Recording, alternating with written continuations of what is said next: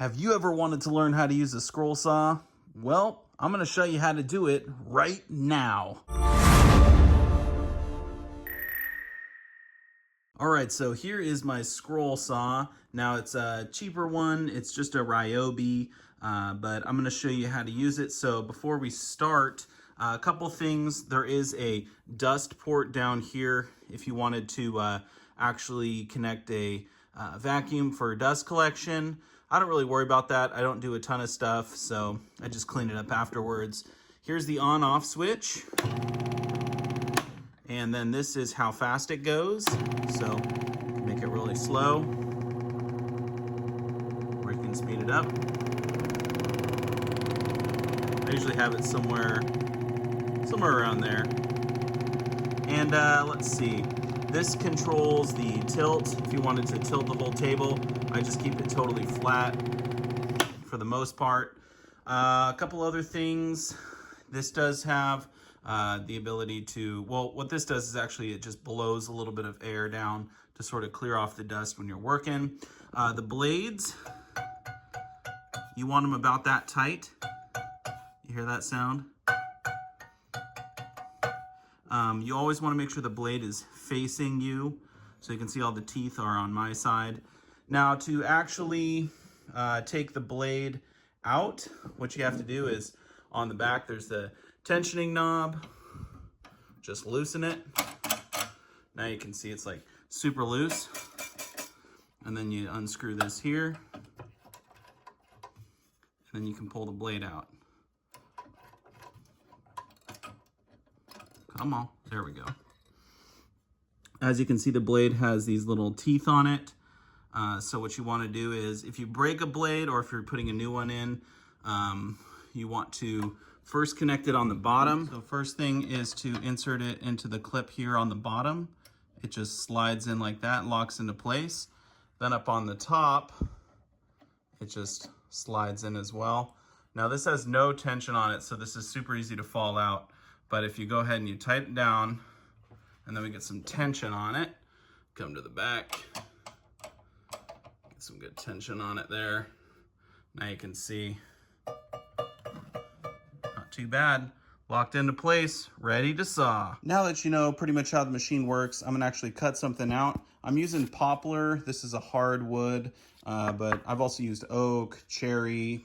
You can use softwoods like pine, whatever you wanna do. If you turn the blade speed up and just go slower, then that works a little bit better for the hardwoods. Otherwise, you'll be breaking lots of blades. So anyway, this is the pattern I wanna cut out for a project I'm doing now. You can just draw it on the wood if you like, or I've used the 3M spray adhesive. That works really well. You just spray the paper, spray the wood, slap it on there. Use my heat gun to get it off. But probably the easiest way to do it is just get some glue. Just a stick of glue here, glue stick, whatever. I haven't used one of these in a while, but it will work. Just get some on the paper there. Not really too worried about it. And then we'll go ahead and slap it on the wood. And we'll just do it right here. Doesn't really matter. Now, one thing I want to mention is if you're cutting something where you need it to be exact, then you really need to pay attention if you're cutting on the inside of the line, on the line, or the outside of the line. For this piece, it doesn't really matter for me. I'm just going to sort of probably cut on the line. But another thing you can do too is cut just on the outside of the line and then sand it down. So that's an option. But anyway, I'm going to go ahead and cut this out, and then I'll show you how to cut out inside pieces, like if you wanted to cut something out of the middle. So let me get this cut out here.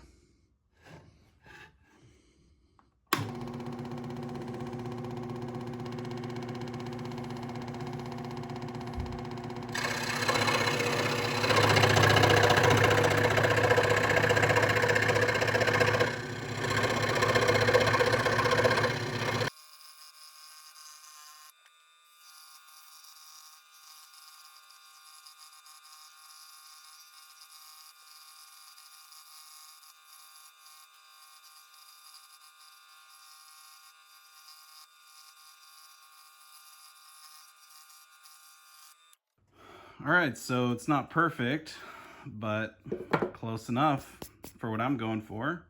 So there you go. That's pretty much how you cut stuff out. Just take your time and do the best you can. And of course, you can sand it down to clean it up.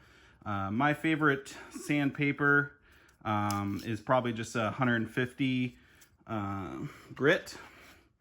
So just get some 150 grit and kind of clean up the edges a little bit.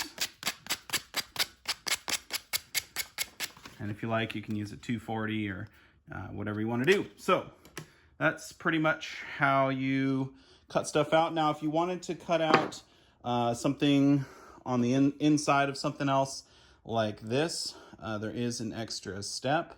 So you can cut out the outside first if you like. And then to show you, just grab another piece of wood here. What you have to do is first drill a hole. So let me get my drill out. Just go ahead and drill a little hole here.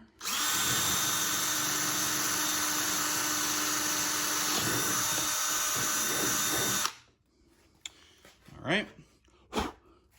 Now that you got your hole drilled, what you're going to want to do is take the blade out. So we'll go ahead and loosen her up. Pop the blade out, and then you're going to want to put your blade through the hole you just drilled. Just go like this. Get this in here real quick. Okay. There we go. So now that you have the blade on the inside, you can cut out whatever you like.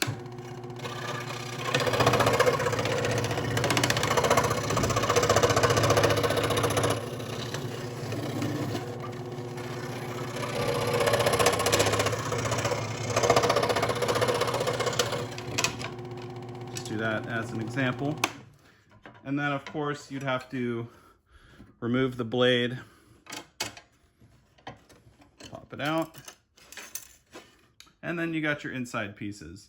So that's good for like if you want to do letters or whatever, you're gonna have to cut out the inside sometimes. All right, so that was the basics on how to use a scroll saw. The one I have is only 16 inches deep, so you can only go as deep as the arm is. There are bigger ones on the market, I think up to 24, maybe even 36 inches. But for me, I'm just doing smaller stuff, so this works totally fine.